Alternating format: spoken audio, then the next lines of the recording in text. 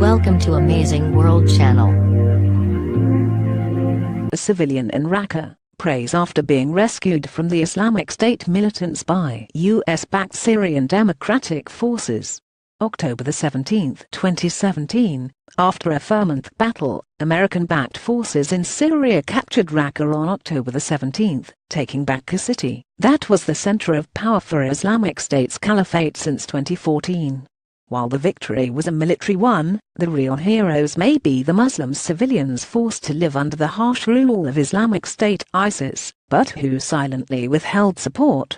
Many never bought into the ISIS notion that religious belief can be enforced, and that violence can triumph over individual conscience. In fact, one of the best weapons used to help liberate ISIS-controlled cities in Syria, Iraq, and Libya over the past 2 years has been media interviews with Muslims who experienced the group's brutality. Their tales have been so damaging to the ISIS propaganda machine that the group released an audio clip in September with this command from its leader, S.backed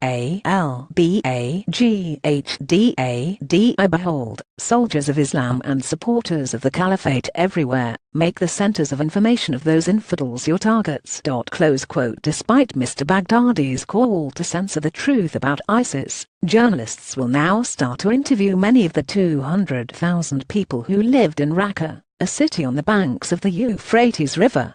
Their stories of quiet defiance, like the stories that came out after the liberation of Mosul and Fallujah in Iraq, will no doubt resonate in the few remaining ISIS-controlled areas. Another theocracy long ruled by the power of the gun is also collapsing.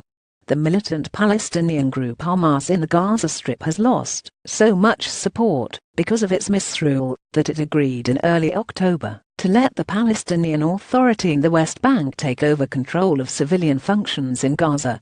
The lesson from the slow demise of both ISIS and Hamas is that people will not easily give up their liberty of religious belief, or their understanding that God speaks to each individual, and not only to a select few.